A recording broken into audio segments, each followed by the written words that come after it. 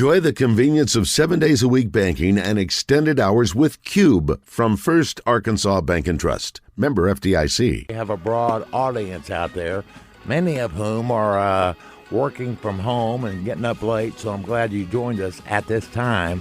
I just wanted your backup on this. Over the weekend, I saw the governor puts out a press conference every day, and we were below the curve. And it seemed to me like over the weekend, some people in Arkansas kind of let their guard down, and I think part of it is because we're doing so well. And I say you can't let your guard down. You got to try even harder to keep this from coming to Arkansas. Do you agree?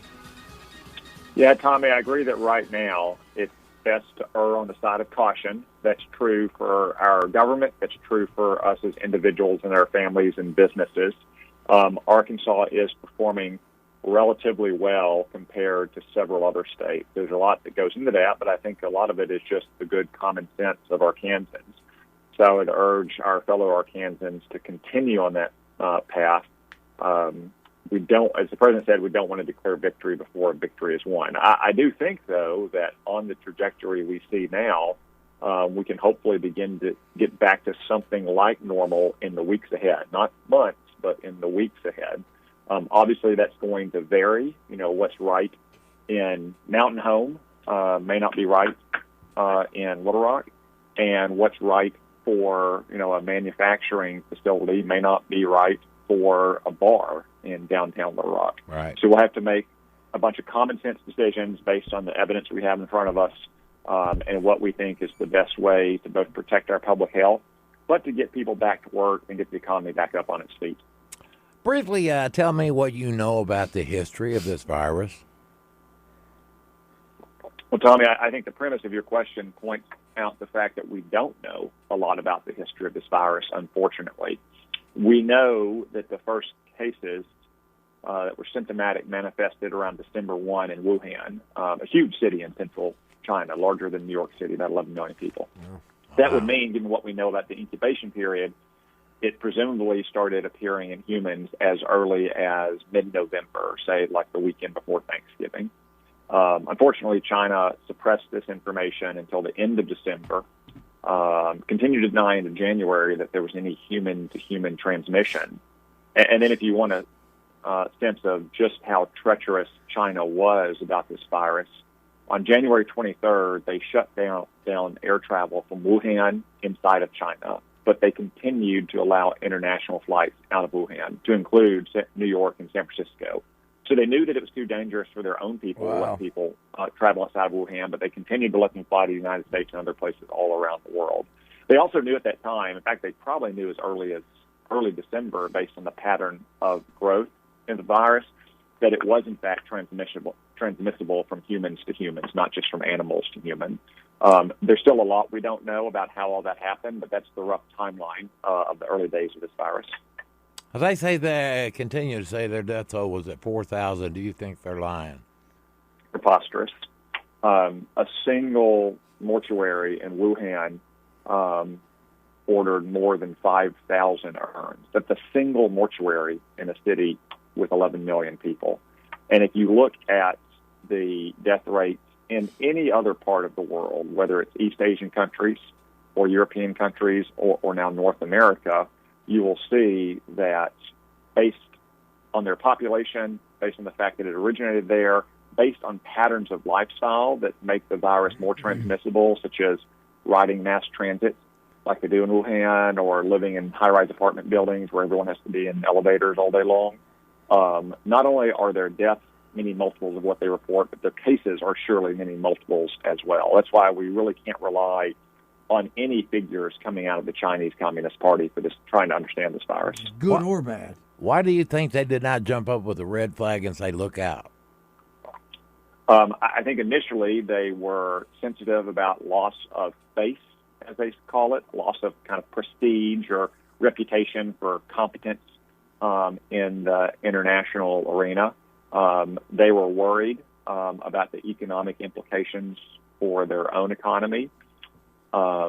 And then ultimately, Tommy, I got to say, I think they concluded probably by mid-January that if they weren't going to be able to control it within their borders, then they were not going to suffer alone.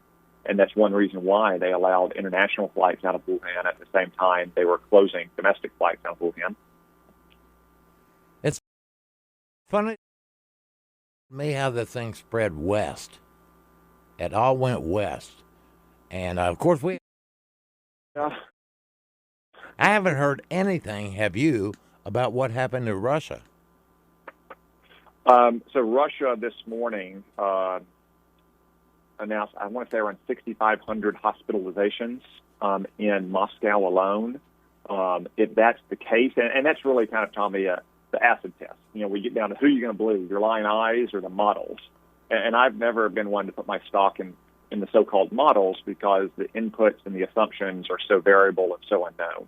But if you simply look at how many people are in the hospital, right, how many of those are in the intensive care unit, and how many of those die, like those are hard figures. And so it would appear that Russia has a much bigger outbreak than they have reported. And as for why it spread west, there's one main reason for that, in my opinion, and that's China's so-called Belt and Road Initiative, Tommy. Any countries that have taken on a lot of Chinese debt and a lot of Chinese ownership and control, and therefore a lot of Chinese labor in their economies, have had significant outbreaks. Iran is one, Pakistan is another, and Italy is a big one as well. Over the last 30 years, we've outsourced, unfortunately, a lot of our factories to China from the United States. Italy has done something different. They insourced a lot of Chinese migrant laborers, especially into northern Italy, where their textile industry is based. So that's one reason why northern Italy was one of the first and hardest hit spots in Europe, because they have so many Chinese nationals coming there to work. Yeah. They had three flights a week, or 3 days a week. Flights were coming in and out of Italy to Wuhan. Yes. Yeah, I think that's right. Yeah, before they shut it all down. And then if you look, another interesting data point is looking at Switzerland. Sometimes it can be hard to compare cross-national borders because of differing national responses. But within Switzerland, you have a single nation, but three different ethnicities or nationalities or language groups, if you will. You have the Germans, the French, and the Italian speakers. And inside Switzerland, the southern Italian-speaking part of the country has been hit by far the hardest. And again, that's because so many workers cross between Italy and Switzerland every single day, and you had a lot of cases seeded in northern Italy from Chinese nationals. I think I know the answer to this, but how and why did we become so dependent on China for medications? Just to mention a few things, how did we, of all places, China? How did we become so dependent on them? Bad policy decisions made by political leaders in both parties going back 30 years, Tommy. We made a decision in the early 1990s that we should outsource a lot of our manufacturing capacity to China. That was actively encouraged by Republican and Democratic leaders alike, unfortunately. It had tragic economic consequences for a lot of our factory workers in places all across Arkansas, and especially in the upper Midwest. But it increasingly has had not just economic effects for our workers and families, but security and public health effects as well. I mean, we are totally dependent on China today for things as basic as penicillin and antibiotics, ibuprofen or acetaminophen. And that has to change. And generally, we need to change that dependency as well. I would suggest that if you make much more than cheap plastic toys or lawn chairs in China, you ought to think about bringing that capacity back to the United States, or at a minimum, going to a country that is friendly to us and that is not run by a hostile communist party. We're visiting with Tom Cotton on the Hodges Glass Little Rock Glass Hotline. Yeah, that's a bottom line decision for so many decades, Tom. People could go over there, manufacture cheaper, and sell it for cheaper, and margins were bigger. And now we got to decide that maybe that's not the most important thing anymore. So I want to ask you real quick. Let's pivot a little bit. Talk about going forward. We're a sports station. And we're talking about trying to play, college football in the fall, and we're trying to get this economy back going again. Is there any concern at all about, we were talking about how long do we continue social distancing, even though we get the economy going again, which I think we need to. So at what point do we continue to do the 6 feet and the mask to where in the fall, if we decide to play a game where people go to an area, do you see that? Are you concerned about it maybe coming back? Do you think maybe, hey, try to play your sports, but maybe not gather big groups? Or is that something that so far away you just don't have any idea? I think those are all possibilities, David. I don't want to get too far ahead of ourselves, Sure. because we've already seen a lot and learned a lot just in the course of the last 4 to 6 weeks. And we can look at other countries, too. So look at Austria, for instance. Austria, in part because they have a border with northern Italy, and in part just because of the views of their government was very aggressive at the very beginning. They were one of the first European countries to shut all of their borders. They've taken a very aggressive posture towards social distancing, towards the use of masks in public. And now this week they are beginning to relax a little bit on some of these population-wide measures and gradually say, open up small shops. Gotcha. And if that works next week, they're going to open up larger shops and so forth. Yeah, that's gradual, opening, and then because again, the last thing you want to do is have big gatherings, and that's the big question for college campuses. Tom, is it do you invite kids back on campus if we know, or is it safer to wait another month? But like you said, at least start that process. Yeah. And, as I said back in January when I was first sounding this alarm, not only did we need to stop travel from China immediately and be much more aggressive with screening from all places, but it was time for a Manhattan Project level of investment into research of prophylactic drugs, therapeutic drugs, vaccines. Right. And we effectively have that now nationwide. I mean, all of our best minds and our greatest laboratories and life science companies in America and really all around the world are in a Manhattan Project level crash course to develop those things. Because in the end, what will allow people to get back to something like normal, get back to work, get the economy back on their feet is really not going to be any government dictate, because Donald Trump didn't shut down the economy. Asa Hutchinson didn't shut down the economy. Public confidence has shut down the economy. They have taken prudent measures to help protect our people. But in the end, Donald Trump or Asa Hutchinson say, open it back up immediately. If the people don't have confidence the virus is under control, that they're less likely to get it, and if they do get it, that there'll be drugs and a healthcare system that can take care of them, they are still not going to go back out to their normal routines. You're credited by many sources as being out front on this about 4 to 6 weeks earlier. Why did no one listen to you? Well, hopefully some people will listen. And again, I'm not an expert on epidemiology. I'm not a scientist or a doctor. I just tried to apply common sense all along. And in mid-January, as I said, you could see the Chinese Party's rhetoric, which was calm and soothing and projected we got this under control facade, versus their extreme draconian measures, like shutting down travel from Hong Kong or between Hong Kong and the mainland, or literally boarding and welding people into their high-rise apartments. The contrast between those things just told me that they knew how bad it was going to be. Okay. We have a question for you. David, are you there? Yes, sir, I am. Are you ready? Yeah. Okay. Senator Cotton, my name is David. I live in Rosebud. I'm a Vietnam veteran. And I'd like to say to you, sir, first of all, we all appreciate the fact that you are military, ex-military, and you served our nation well. Thank you, sir. I salute you. Thank you, David. Okay. My question is this, and I'll hang up and listen. You touched on it a little, please. What can we do as people to change the fact that we have so much goods and products manufactured in China? And what can, just to make it simple, what can we as American people do to change that, please? And I'll hang up and listen, sir. Yeah. So, one thing that I would encourage everyone to do is be more discriminating shoppers. Unfortunately, there are some things you have to get that are made in China. And some of those things are pretty essential, like medical devices and supplies that you might buy at the pharmacy or buy at Walmart, just like drugs as well. But if you can, try to find goods and products that are made in other countries. One way to help me or help our legislators in Little Rock get us off this dependency on Chinese manufactured products is to reduce the demand in the United States for it. And made in the USA is always best, in my opinion, but there are a lot of countries around the world that are friendly countries that are not run by hostile communist parties who also trade with us, with whom we should be more willing customers than a Chinese Communist Party that unleashed this pandemic on the world. And I can tell you the public opinion polling on this is overwhelming, maybe as overwhelming as any issues I've seen in my time in the Congress. The American people want to fundamentally change our relationship with China. RJ, you want to put Mike on? I think Mike has a question about farmers. Mike, go ahead. Yeah, Tom, this is Mike Jones from Dardanelle. Appreciate your service you're doing for us up there in Congress.